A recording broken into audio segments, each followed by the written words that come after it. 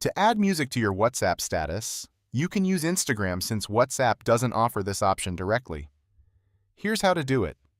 First, open the Instagram app and swipe to open the camera. Choose the photo or video you want to upload to your WhatsApp status. Once selected, tap the sticker icon at the top of the screen, then choose the music sticker. You can either browse through the available songs or search for a specific one using the search bar. After selecting the song, adjust the part of the song you want to use and finalize it. Once you've added the music, save the video to your gallery. To do this, tap the three dots in the top right corner and select Save. Wait a few seconds for the video to be saved.